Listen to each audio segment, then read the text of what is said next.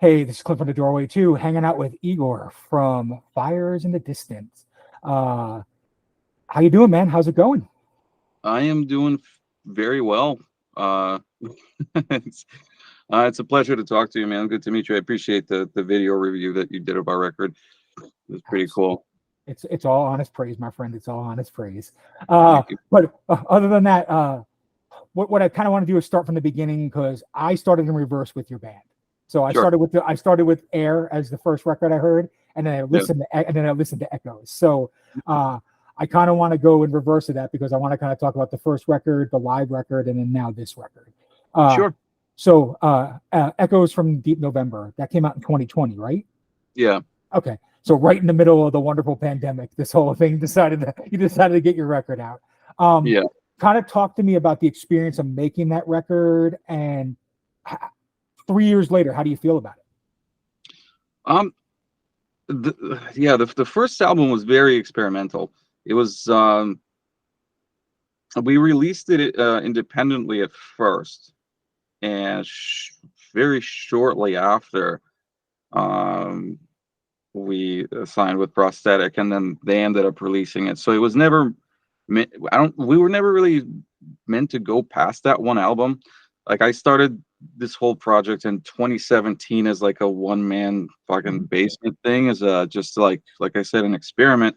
Because like Craig and I, a bass player, we were in an Archaic Decapitator, which is a more straightforward kind of like black metalish version of Dark Tranquility, that type of deal.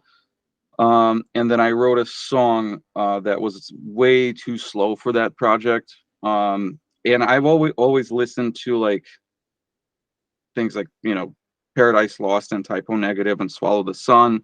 Um, slower, doomier stuff, I guess. And I really enjoyed like the atmosphere, even like in my later years for sure. Like I stopped being so. I wouldn't say stop, but like I'm not as mesmerized by speed and technicality as I used to be in my 20s. So it's just like I started leaning a lot more toward overall like enveloping atmosphere sound. Um, Mhm. so I wrote a track which just ended up being Chained to the Earth. And it just didn't fit Archaic's framework at all. So I just kind of started this Splinter project, and I showed it to Craig, and I showed it to my buddy Kristian, who is now the vocalist and the rhythm player. And Christian's always been a big fan of Typo Negative too, and they both kind of encouraged me to like bring this to a live setting. So um, we took our vocalist from Archaic, who was a drummer also, and the four of us just started practicing in a rehearsal space, basically, and we ran the synths that I wrote through a PA, and it just sounded really massive and captivating, like more than anything that we've ever experienced with Archaic. So I just kind of ended up writing a few more songs, and we were like, let's record this properly. Let's give this like the recording treatment it deserves, even if it's a one shot type of Mhm. deal.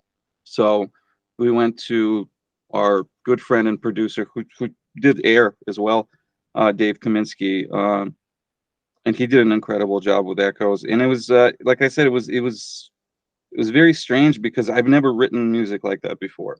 Okay. I'm always used to much more fast and technical type of styles. So this was a definitely step into uncharted territory, and some reason people just really gave it an unbelievably warm reception, and Yeah. it blew me away for sure. And then from there, it was like kind of got to keep going at this point. I mean, I have obviously plenty more ideas. Mhm. I just wasn't sure whether or not I was going to keep exploring this path, but um, in this band, I'm definitely writing more from the heart, I guess, as opposed to trying to write crazy fast technical riffs to just like for the sake of doing it. Like here, I have room to just explore the space and just write what I'm feeling, you know. So that's a whole another level of like liberation when it comes to the creative process. So, and I enjoy that a lot more than Cool. when I did writing for Archaic. You know, I mean, I love Archaic still, but it's a whole different feeling. You know. Sure. No, cool. So that was kind of the thing I was going to talk about is so because I went backwards. I feel like the first record is got more of kind of a progressive kind of death, like mellow death vibe, where I think Yep. the new records got a whole lot more of that doom death kind of feeling to it. Where I feel like a couple of the bands that you mentioned, I was going to talk about later on, but we can kind of talk about now. But like Paradise Lost, November's Doom, Swallow the Sun, like Saturnus, like on air, I hear those influences a lot more than I do on Echoes. Like on Yeah. Echoes, I hear a lot more of that kind of Swedish or kind of Finnish mellow death kind of vibe, a lot more mixed in kind of with the prog elements. I wanted to see, did you purposefully add more of a prog tone on the first record, or was it just kind of No, the songs you wrote? no, it was it just kind of fell into place that way. I mean, there's always going to be that element of late 90s, early 2000s, like Gothenburg sound Mhm. of, In Flames, Dark Tranquility, Soilwork, Dark Cane, stuff like that. That's never going away. Um, the As far as like proggier elements, that's just something that happens on its own. Like when I'm writing like slower paced songs, there's just more room to really like explore the space. So I like try to fill it with as many like creative riffs as I can, Mhm. but funny enough, like I write drums and synths typically first, and then I write guitar parts over it. So it's kind of tough to explain. I don't really have anything specific in mind when something comes together when I start writing a song, except for like a melody that I've been probably thinking about for maybe a couple of days or a week or a couple of weeks, and once I get that out, like onto um, either a guitar lick or like a synth part or something like that. That's when I put the drums behind it, and then I start writing more like riff ideas. But it's never planned out. Like I never thought that for air I'm gonna be going into a different style or anything like that. I just write what kind of like fits the mood of the particular piece. So Perfect. So yeah, so that kind of ties into the next question I was going to ask because I feel the synth playing plays a major role in this band, yeah, and it's not always in the front. Sometimes it's more just the atmospheres in the background that's like really impressive. And when you're writing the music, do you always make sure that the synths are more atmospheric and not so much upfront? Because there's only a couple of songs like where I really hear like upfront synth playing. It's normally more kind of a big overlay of all like guitar, bass, drums, and synth. But do you think of synth as more of filling in the pieces, the holes that's missing from the guitar and bass? Because it almost feels like you're kind of methodically thinking that way when you do it. So initially, yeah, but then there's definitely parts where um like I grew up around piano all the time. Like my mother and my grandmother were both piano teachers. My first instrument was a piano, so it's like it's always the focal point, but it's not the focal point. It's one of them. Obviously, like it's being a metal band, focus is going to be like on other things. But like initially, the keys are definitely an atmospheric supplement, but ultimately they do kind of take center stage as far as like a key integral part of each and every one of these songs. And I mean, from the bands that I mentioned before with Dark Tranquility and Slow Work and stuff like that, my favorite parts of their songs were always, their synths and Mhm. keys in conjunction with the guitars. I thought that was always a very strong combination as opposed to just having just guitars and bass and things like that, which is of course you can make you know really powerful music with in and of itself. But I feel like by adding piano to that mix, it just takes it to a whole different level, and feeling. So, um, whereas they do initially start as like an atmospheric component, they eventually do like weave Mhm. themselves into being more of a one of the focal points in Cool. all of these songs. No, that's awesome. Yeah, you could definitely hear it. Like on a lot of the tracks, it'll build. It'll be kind of this background element, and then you'll hear them in the mix. And that's what I love is like you can clearly hear the synth arrangements versus the guitar versus the bass. Like that's one of the things that drew me to the band. So that's very cool. Yeah, Um, appreciate it. yeah, no problem. So I kind of want to talk. So going from echoes to air, I feel like, and I know people hate this term, but I'm going to use it anyway. It's a much more forward-thinking kind of intentional record. I feel like uh, you purposely made the mellow death parts mellow death. You purposely made the doom death parts doom death. And is it hard to be able to like once you have your first record out, know what you want for the second record? Because it almost feels like this one was way more focused, where the first one was like, I have these riffs, I have these ideas, and they just work well together. That's kind of the way I hear first versus second record. Yeah, no, 100%. It's definitely much more polished in the sense, like all across the board. And plus, there's always the pressure um, of topping your first album. You know what I mean? Like there's with sophomore releases, it's either sink or swim for a lot of bands. So it's um, but yeah, no, as far as being more focused, for sure. It's there's a trend that I've also noticed when I was writing for Archaic Decapitator is like with every release, our sound um definitely changed a little bit as far as maybe just progression towards something else. It never really changed overall, but like I'm starting to see that with Fires as well. So as far as the third album, it might sound even more evolved into something Mhm. else. I'm not sure, but it's I've never written the same two EPs or the same two albums. Um, so we'll see. A lot of it depends on what I'm listening to at the time. I listen to a lot of like of cello and Mhm. violin classical music together. So and it really depends on uh I don't know the mood of whatever songs I'm gonna write. So I really don't know where Okay, it's gonna go from here because that's cool. it is evolving. Like I really I never want to put out two records twice. I mean one record twice or whatever. You know what I'm Yeah, saying? yeah, Uh, absolutely. regardless of how people react to it. You know what I mean? Some people might like the more raw aspects of echoes more than the more refined aspects of air, but I mean, there's not much I can do about it. That's just Right. It's what you've made. Yeah. yeah. So No, and that's what I was going to ask is because I can see that there's two divisions in your fan base, especially after Air.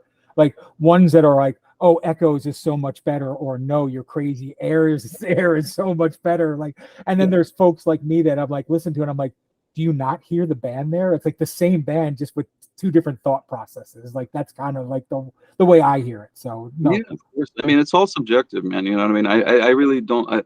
Like I love constructive criticism. Uh, but as far as one album being better than the other, it's all subjective to an individual's ear. You know what I mean? It's yeah, cool. I'm just glad people like both. That's awesome.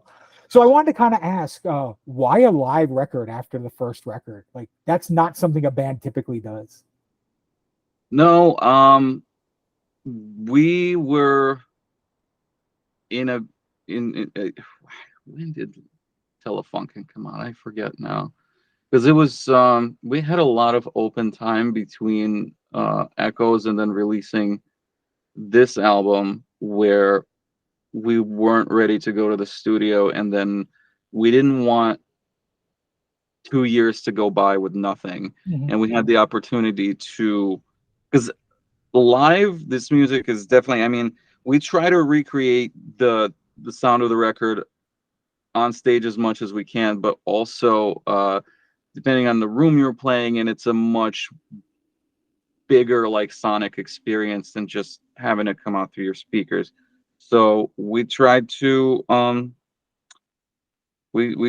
capture that at Telefunken here just because we wanted to bring that organic live sound to out on a recording, so people could kind of hear what it would be like, if we were you know playing a gig somewhere, because we don't really have that big of an opportunity to get out Mhm. much further than the East Coast, or like further than Chicago or anything like that. And another part was because we didn't want there to be a lot of just dead space between the two albums, and it was an idea that we all agreed was like really cool to just to be, like capture the actual live sound of the band, as opposed to what it's like on record, and just have the contrast there. Cool. So I kind of wanted to ask as well too. Uh, so you're signed to Prosthetic. They put both records out. It's Yep. kind of an interesting label because they're kind of two halves of a whole, almost like what you are. Like they have very, very extreme bands and they have very, very unextreme bands, and there's like no middle ground. And I almost feel like you are the kind of gel. I'm gonna let him in because it looks like your other member just came. Hold on. All right. All right, cool. But like I said, it kind of feels like you're the gel between both those sounds, both those styles, like the more extreme and the more melodic. Right. When you signed to Prosthetic, like was that kind of one of the reasons they loved you so much? Is that you mix the death metal world and that doom metal world together? I can't really say, to be honest with you. I understand what you're saying as far as Prosthetic having a wide variety of different styles on there, and that's one of the things that I really like about that label, is that they're not really focused on one thing or another. They have a lot of bands that are, you know, either like folk metal, or like black metal, Mhm. or straight up black melodic death metal, like for example like Astroborn, Fort Hogan, there's Hologram. They have bands like you know uh, Without Waves, Mhm. which we played with last summer. They're amazing guys, but those are all like such varying and contrasting styles, but I feel like they kind of pick um bands that they really see some promise in, regardless of where they're coming from or what they particularly sound like. So that's I've always liked that about them. It's they just the fact that they are not picky about particular genres. So as far as being the middle ground, I really can't. I don't know. I really am not sure. I think our sound is what it is. I can't speak for them. you know. Sure. So Oh, How's it going, so fellas? I'm yeah. sorry Hey. I'm Oh late. no problem, Christian. Why don't you introduce yourself and kind of say what you do in the band? Because I've been talking to Igor here for a bit. So Yes. I am Christian Grimaldi, and I am the lead singer and one of the guitar players of Fires in the Distance. cool. Great to meet you, man. Glad that you'd come in Yes, and at least do part of this with us. So yeah, pleasure. I'm sorry. I've actually got out of work later than I thought, so that's what it was. And I'm actually driving yeah, I can as we're see. talking, but I'll be home soon. Yeah, No, so no, no. It's um, it's it's all good. It's all good. So okay. I guess I'll tie it off on with what I was saying with Igor. Prosthetic is Hmm. kind of an interesting label. It's kind of like the mixture of a lot of different metal styles, extreme, more mellow. I feel like Hmm. you're the glue between like the extreme and what the mellow side of it is. Like you mix both sides of it really well. When you got Hmm. signed to Prosthetic, did they say anything specific on the reasons why they were signing you, other than what Igor kind of said? Um, no, I mean they liked what they heard. It's I think it's because we're different. We do have a sound that I really haven't heard anybody else have. I mean, there's influences, a lot of different influences that all of us have.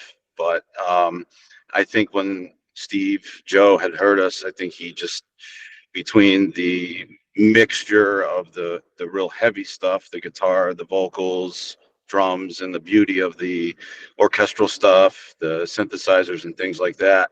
I think they heard it and it just really sit well with them. But they didn't, really say any reason why. I just think that they were a fan of Echoes when they heard it. I'm not Cool. sure what the first song was that they actually heard when they signed us, but you know, I think it was just something that they figured they didn't have anything like that on their label at all. I mean, we're like, as far as I know, in terms of um, bands and sound, there isn't anything quite like us on Prosthetic. So for them, I think it I was fully, probably I, a good idea. I fully agree. That's why I was asking. So you're kind of like the odd man out on the label, but Yes. it's like a perfect mix between both kind of styles that they're really going for. So that's very cool. But Yes. yeah, but so like I was talking to Igor before, I listened to you guys in reverse. Air was the first record I heard, and then I heard Echoes. So I'm coming from a kind of a reverse philosophy. So I feel the Sure. first record's kind of more proggy and mellow death, and I feel like the new record Mhm. has more of that more of that doom death kind of vibe. So there's two songs, one on each record that I want to talk about, and you both can kind of tell me how it came to be, tell me a little more about it, because it's the two songs that have drawn me from both records. So I'm going to start with Echoes. Okay. And Sure. it's Reflections in the Ice. And the reason why that song touches me so much, and it's probably a guilty pleasure, but it kind of reminds me of like Dan Swano meets early Opeth. Like that's kind of the vibe it gives me. So if you guys can kind of tell me a bit about that song and how that song came about, I would love to hear it. So. Well, You want to go first, man? that one, um, man, you're making me think like way back. As far as Dan Swano, yeah, you nailed it on that one too, because I always have like Edge of Sanity in the back of my head too when I'm writing this stuff, because I think and it's just a personal opinion, but Dan Swano was one of the best parts of Bloodbath when he was still in Bloodbath. Absolutely. And Absolutely, his yeah. projects, his melodic death metal projects have always been just phenomenal. As far as his like vocal cadence, his vocal style, his cleans, and his gutturals, like he's I think he was one of the best out there for sure. As far as that particular song, I've always gotten more of an amorphous vibe from it. Um, you know, but it's other than that, I don't know. I'm not really sure. Um, yeah, I mean, as far as like the song, so your question about the song was one of your favorite songs on the Echoes? Yeah, and I kind of Yeah. wanted to know, like, how did you create it? 3 years later, how do you feel about it? Like, talk a little bit about the song itself. I mean, that I think it was just kind of something that fit really well with what the way that the album was kind of going. The first song that Yegor wrote was "Chained to the Earth," and that was just like awesome. And then he did, I think, the Lock and the Key. I think it was second, and then maybe the Climb, but it just kind of fit really well. And I've always been a fan of like Dan Swano stuff. I love his I mean, I agree with Igor 100%. He was like, when he was in Bloodbath, it was the shit. It was awesome. They're still great, but he was really something. But I think it was just kind of like we're all we're influenced by very Scandinavian style, like Norwegian music, Norwegian metal, Swedish death metal, Finnish, stuff like that. So I think it was kind of just like, well, this is kind of fits in that realm, and I think it was more like that type of style that we were going for, because it's a very distinct sound, and when we were putting it together, there's the electric guitars, there's of course the keys and stuff like that, but there's an acoustic guitar as well. And I thought of putting that in there just because I'm a huge fan of Opeth. And I always loved how they mixed the acoustic guitars and the electric guitars. So it was kind of like a last minute thing. We were after we finished it in the studio with the electric parts. You know, I think I was talking to Yegor about it. I was like, look, maybe we should throw an acoustic guitar part in there at the very end, and it works. You know, it's something that kind of just adds the more layers, you know, the better, and it just kind of finalizes it. But it's a fun song to play, and you know, I would say, yeah, definitely influenced by the Scandinavian metal for sure.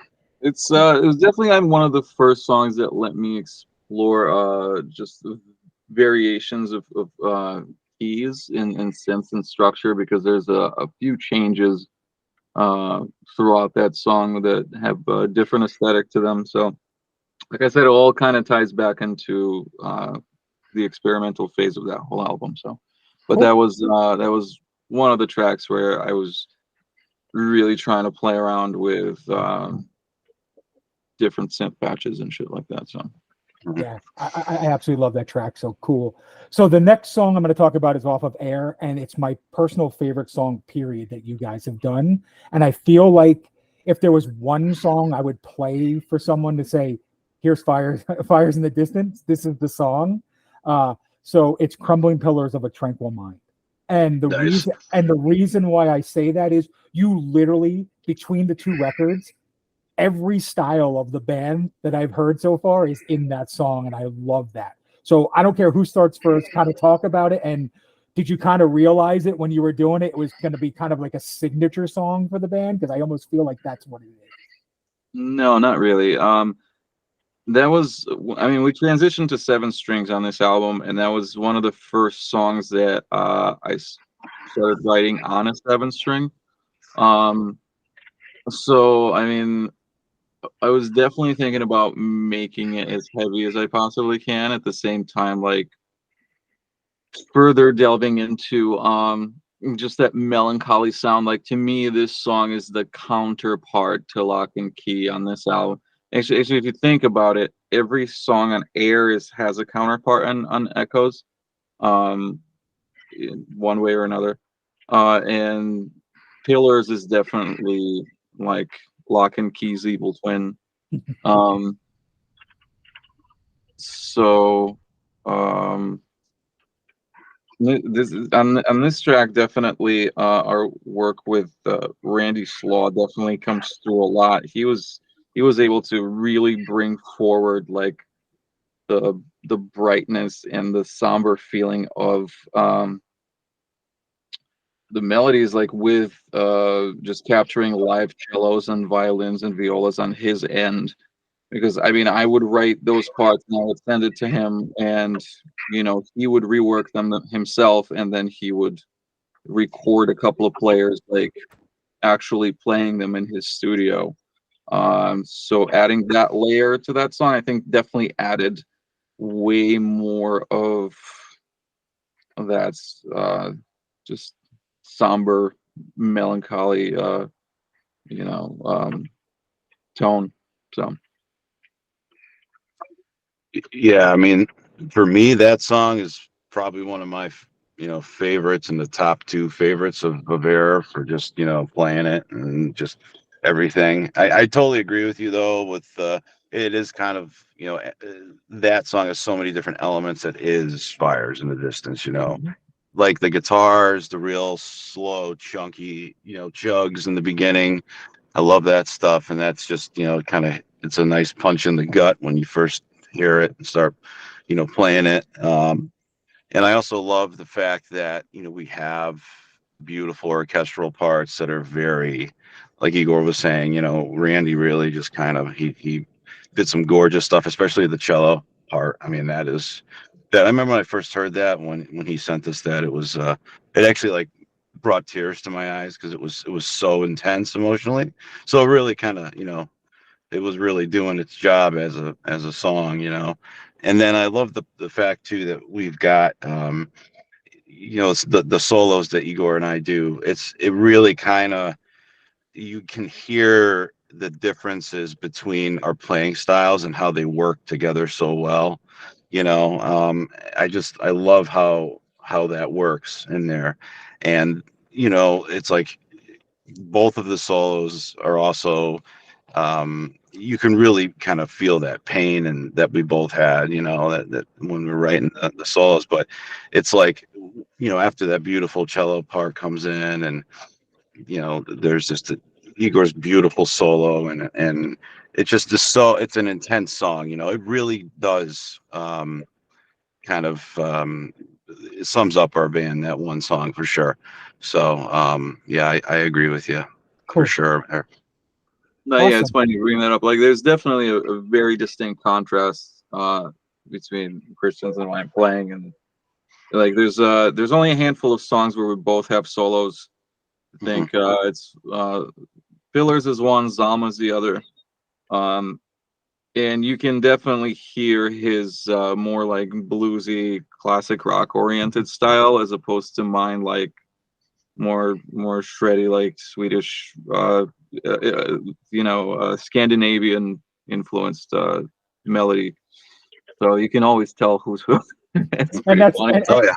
and that's awesome. That's what I love about the band is there's so many distinct sounds, and like, okay, this person's playing, and I don't know because I can't tell, but now I know. Like, okay, now I know. Okay, Kristian's playing here. Okay, Yegor's playing here. Like, because you can tell the distinct sounds. That's very cool. So Kristian, this will probably be more of a question towards you, since Yegor doesn't truly sing in the band. But I love the fact that you keep it death metal growls and that there's not cleans, but yet you can make it beautiful and passionate and powerful. And like so many of the 90s Peaceville early doom death bands do the same thing. There's never a non-guttural moment. Like, look at early Paradise Lost, look at early My Dying Bride. There's so much fury in the vocals. Are you purposefully keeping clean vocals out of it, or is there someday you might want to add cleans to it? I think eventually we'll probably try doing some cleans in there at some point, but I think that the songs just didn't really call for it, both of the albums. And it is something that, being the death metal guys, we just love the guttural vocals, and it's really important for me to make sure that you can understand what I'm saying, because there's so many times when, there's some fantastic bands out there, but their singer, you just can't understand a word, maybe like one or two of the entire song. So it's very important to make it very, crisp and clear. And I worked on that. I always was something, even when I started singing, back when I was like 18 years old, I always wanted people to hear what I was singing about, because, that way it's hard to sing guttural vocals like that and enunciate everything really clear. It's not easy to do, and it's something that you have to work on, but it's very important, because we want people to know what the songs are about. I mean, we want them to understand, and really between that, with all the music and everything combined, it really is the whole package. So you really, the effect is intense, more intense when you can understand what we're singing. And it's dark. I mean, our stuff is very dark. So to keep the guttural vocals like that, it makes it even darker. Yeah, I don't really have any plans on adding clean vocals to any of this stuff in the future. It really depends if there's somebody we can come across that has a very particular voice. Like, the only way I would kind of like lean toward it if it was somebody that sounded like the dude from Amorphous. You know what I mean? Something that would totally kind of fit. Other than that, I think we're definitely going to stick to what we're doing, and it's just to add on to what Kristian was saying as far as enunciating and it being tough to play. It's funny because, like, the lyrics and the cadences in these songs, I take huge influence from Nightmares Made Flesh, and like the way Peter Tagrin sang on that album. And I'm pretty sure Jonas wrote most of the lyrics on that. Just the way they structured, like, the vocal parts were so distinctly separate from the music. They were like their own lines that were running parallel, but they were not in conjunction together per se. And that's what I try to like really bring to these songs as well. And I know for a fact that makes it a lot harder on Kristian, because he's he's like in the studio, I'll be over his shoulder, like fucking, be like, all right, this is, and he's just like, oh, what the fuck, like, Yeah. how did you even fucking think of this? But then, like, you know, once it falls into place, it falls into place. But like, I'm sure it's off-putting, like trying to play it live. So it's, or at least until you get used to it, because it's not simple 4/4 cadence and fucking Oh, sure. every syllable on every fucking downbeat. You know what I mean? Yeah. So Yeah. try to vary it as much as possible. But the big root for that kind of for those kinds of cadences is definitely that album is Nightmares Made Flesh, and Peter Taggart, who is my favorite death metal vocalist. I can understand. Trust me, he's one of the greatest. So, Yeah. Yeah. I mean, forget about hypocrisy. Think about everything else that he's done. Like he's a vocal juggernaut. Like every record he does, they sound different, but yet you still know it's Peter on every record. Like that's impressive. So, I think he's just a musical juggernaut. Like I love all of his stuff, like from Pain to even some of the stuff that he did with the Rammstein guy. Although I'm not a huge fan of that. I like the music. I wasn't that big into the vocals or anything, but it reminded me a lot of the Pain stuff, and like the Pain records have always been a lot of fun. And his voice is just unmatched. It's just crushing. Like if you think to the Virus album, his opening scream on Warpath, where he holds it up for like a fucking minute. That was nuts. Something else. Yeah. No, I totally agree. So I also like that your songs are longer, that they're not shorter songs. I know you got a couple shorter tracks, but like for the majority, they're longer. Do you feel that attention span may be something that hurts a band like Fires in the Distance? Or are you more proud that you have fans like me that like 7, 8, 9-minute long songs and want them to build? Is that what you're looking for? Both. I'm not really looking for anything particular. The thing is, I know there's always going to be people like yourself that enjoy like a bit of a journey in a song or in an album, and that's just what I'm leaning toward writing. You know what I mean?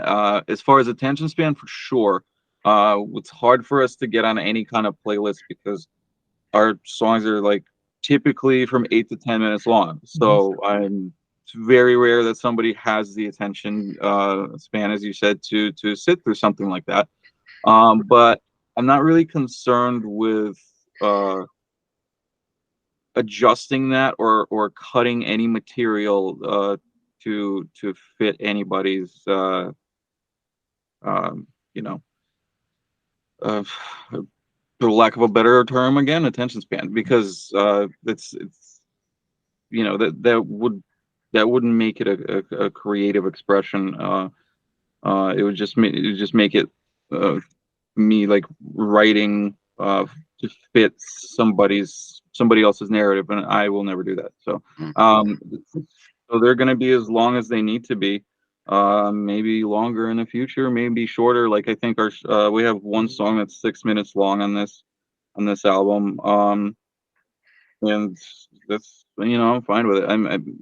I don't really care about you know, whether or not people want to sit through them or not. I know there's always going to be people that enjoy it, so that's cool. Kristian, you got anything to add to that? Yeah, I mean, I think that I love the fact that our stuff is long, you know, that our songs are 7 to 10 minutes, 11 minutes long, right around there. And I mean, it kind of, the way I think about it is it kind of has to be, because it's telling a story. Like every single song is telling a story. It's not a made up story. It's an actual real life feeling that, you know, Yegor's been through. And it's his vocals, the stuff that he writes. It's very subjective, and I think a lot of people can relate to it. Everybody can relate to it on any level of like, if you've experienced any personal trauma or, you know, internal pain, or, you know, struggle with a bad depression or anxiety or anything like that. It really is something, you know, can relate. I've had numerous people tell me this, which is great, but in order to really portray that, they've got to be long, you know, because it's like a whole journey, you know. It could, it really is. It's so much more than just a song. You know, that's how I like. I actually think that Air is more like a composition, a Mhm. true like orchestral composition. I mean, I played in, you know, from like 4 years old to my freshman year in college. I played saxophone in orchestra, and there was a lot of parts, and there's so many different parts that are in their place perfectly. Guitars fill in, not too many guitar parts, just enough. There's, you know, you've got your stringed instruments, your cellos. We even have percussion in the beginning of Harbingers. You know, I think there's like a, timpani, possibly sounds like it, and I know there's a big crash cymbal. So I mean, there's a lot in there, and you have to allow that time. You know, so it's. I don't know if we'll ever have anything short. That's really, you know, up to him, but I think that it works well. I mean, we had Sundial, which was like 3.5 minutes. Yeah, So that's true. That was, yeah. That was our shortest one. And that song in itself is freaking, you know, awesome. It's dark. That's Yeah. evil. Cool. that So song's an anomaly. go ahead. I'm sorry. What were you gonna say? Well, I said that song's just an anomaly. Yeah. It's weird. No, that's cool. So the last question I'm going to kind of have for this kind of, and then I'll wrap it up, is I always love to talk about the artwork because the artwork to me is just as important to the music, and to most musicians like myself, like the artwork needs to tell a story, and if it doesn't tell a story, why do you have it as a cover art and things along those lines? So each one of the records kind of feel like there's a deeper story by looking at the artwork. So I was kind of wanted you to talk about the two covers and how you feel they play a role into the overall vibe and tone of the records. Well, the art. I've worked with Kalen Stockermans for 3 albums now. He did the last artwork of Archaic's last EP, and then he did Echoes, and then now Air. And I when I always try to like work with him pretty intricately to capture the overall vibe. And you know, I'll send him everything I have, like from lyrics to the album, and I'll explain exactly what's going on. Like for Air, like he was he really did a good job of capturing the concept of idiopathic despair, which is not just the song title of the closing track, but is it's an experience, and just and I don't want to say it's an idea because it's more of an experience than an idea, but he really did a good job of depicting what that might look like, you know, in that kind of spreads over the vibe for the rest of the album as well. And he did a similar similar job with Echoes too, where Echoes was a very somber album, which I think both Christian and I were going through some shit back at the time. So I think it really captured the feeling of the songs as a whole, um, and just really portrayed visually what we were trying to put down musically. So yeah, I'm not a big fan of just having art for the sake of having art, um, especially for this project. So Kalen's always done a phenomenal job of just working very, very closely with me on capturing the vibe of what's happening from start to finish there. So Christian, you got anything to add to it? Yeah, I mean, I agree with, you know, Igor's, what he was saying too, is that, you know, Kalen really and him worked together very well with coming up with the ideas of the art.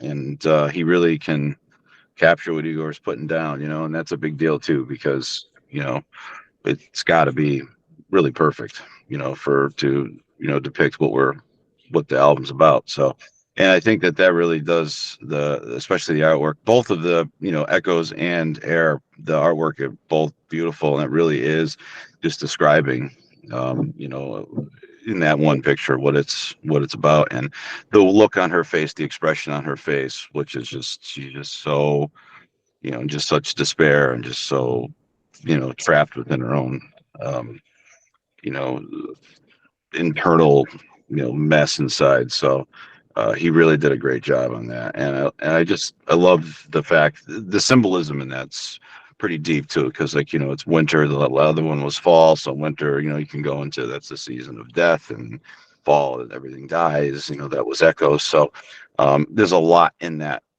picture, so I think he really depicted it perfectly, and it means just like the song being extra long, it all fits in as like a puzzle piece. Cool. So I'm gonna end it here and say, Yegor and Kristian, thank you so very much from the bottom of my heart for taking time in your busy schedule and your busy lives to be able to do this with me. You have made 2 records that inspired me so much. I don't do a lot of interviews, but when I want to do an interview, I want to do an interview, and yours was one in particular that I wanted to do because those 2 records kind of really moved me. And if you ever do come out to Texas, let me know, because I will be more than happy to hang out with you, shoot the shit on more than just music, if you know what I'm saying. Like, Sure. we'll have a good time, man. But other than that, like, thank you so much. It's been an absolute pleasure, and just keep doing what you're doing, because I'll be very disappointed if I don't get a 3rd record. Oh, you'll get it. Don't worry. But Oh, yeah. thank you so much. I appreciate it, Clint. It was a pleasure talking to you, and we'll talk again in the future for sure. Absolutely. This is Clint from the Yes. Doorway. This is Clint from the Doorway too, hanging out with 2 members of Fire in the Distance. Anyway, until next time, I'll see you. Thank you. Have a great night.